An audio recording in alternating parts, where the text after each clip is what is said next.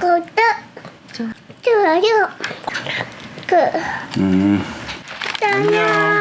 현우 안녕. 안녕. 안녕하세요. 바른길 부동산 추진욱입니다. 오늘은 분양가 상한제의 역설 두 번째 시간으로서 한 조합원들의 이야기를 해볼까 합니다. 신반포 3차 경남 아파트 조합원들은 분양가 상한제 규제를 피하기 위해서 일반 분양을 임대 사업자에게 통매각하는 방식을 추진하고 있는데요. 이로 인해 정부와 서울시의 강력한 반대로 조합원들과 대립각을 세우고 있습니다. 분양가 상한제는 단순한 부동산 규제 정책인지 아니면 개인의 재산권을 침해하는 정책인지 한번 알아보는 시간을 갖도록 하겠습니다. 그럼 출발해 볼까요? 고고고! 자, 오늘의 제목은 분양 vs 통매매라고 지어봤습니다. 정부는 분양가 상한제 적용되니 분양을 해라. 조합원 층은 분양가 상한제로 하면 손해를 보니까 우리는 임대사업자에게 통매매를 할 것이다 라고 대립각을 세우고 있네요. 네, vs가 뭐의 약자죠? 부터 10세. 자, 문제의 아파트는 신반포 3차 아파트 경남 아파트 요 재건축 조합이죠. 신반포역 고속터미널역 가운데에 자리 잡고 있고요. 자, 옆으로 보시면 아크로 리버파크 아파트죠. 이번에 매매가 평당 1억을 찍은 아파트가 옆에 있고요. 북쪽으로 보시면 한강변이 보이는 아파트입니다. 자, 이 평당 시세를 한번 보도록 하겠습니다. 이쪽 주변은 어떻게 될까요? 그 아크로 리버파크 아파트는 이번에 평당 1억을 찍었고요. 평균가는 한 9,300만원 정도. 반포 힐스테이트가 6,580, 여기는 6천만원 정도 형성을 하고 있네요. 그 다음에 이 아파트가 이렇게 재건축이 될 건데요. 이번에 분양가 상한제 적용을 받는다니까 문제가 생긴 거죠. 어떤 문제가 생겼을까요? 분양가 상한제 시행이 임박했습니다. 11월 초에 분양가 상한제 구역을 정한다고 했죠. 그러고 보니까 신반포 3차 경남 아파트 조합도 분양가 상한제에 걸리게 됐습니다. 인근 시세는 8천에서 9천 정도 시세를 형성하고 있는데 분양가 상한제가 적용이 된다면 평당 3천만 원의 분양을 할 수밖에 없는 거죠. 인근 시세에 비해 현저히 낮은 금액의 분양을 하게 되니까 이분들은 머릿속으로 꼼수를 생각을 한 거죠. 뭐냐, 분양을 하지 말고 일반 사업자에게 통매각을 하는 건 어떻겠냐라는 새로운 의견이 나왔습니다. 이게 어떻게 가능할까요? 민간임대주택에 관한 특별법의 18조 6항에 보면 사업 주체가, 여기서 말하는 조합을 말하는 거죠.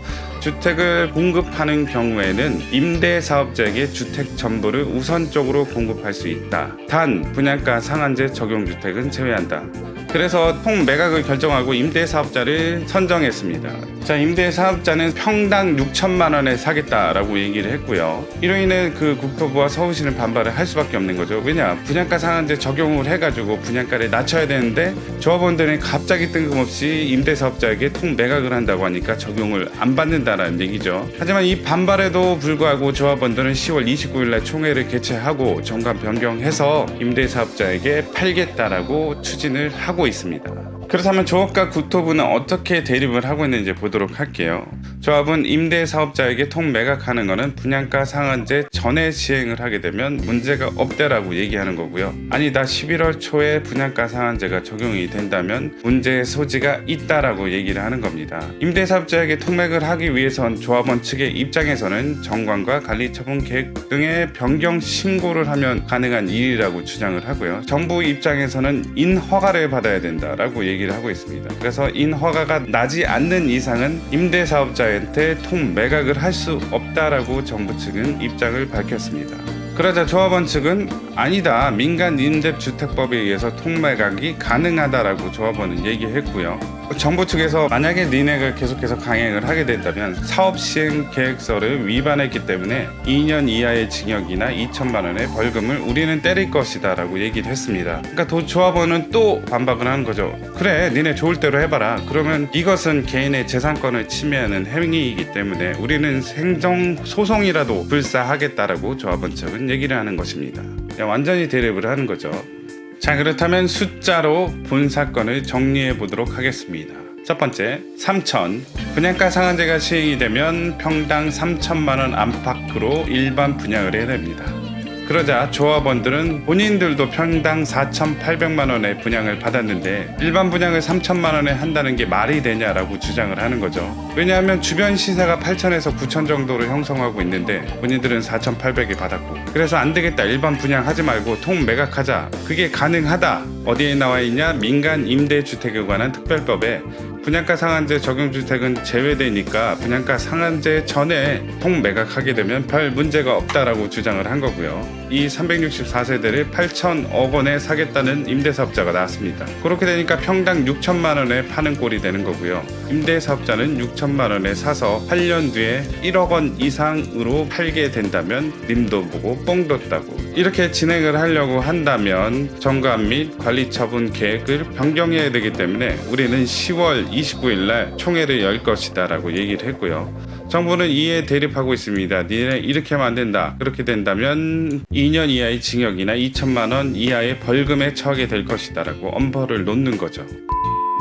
조합원들이 본 사건을 강행하는 이유는 무엇일까요? 첫 번째로 믿져야 본전이다. 본인들에게 손해될 게 아무것도 없습니다. 이대로 가다간 분양가 상한제에 걸리게 돼서 평당 3천만 원 안팎의 분양을 해야 된다는 것 자체가 손해니까 지금 이대로 강행을 해보자라는 의견이고요.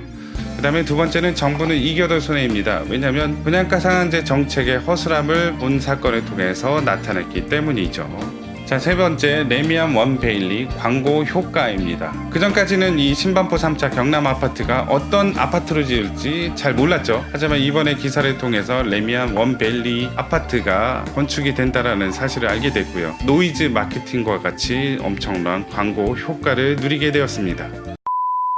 좀 더 보완되고 개선된 분양가 상한제 정책이 나와서 다수의 사람들에겐 이득이 되고 소수의 사람들의 손해를 분담해 줄 수 있는 그런 정책이 되었으면 합니다.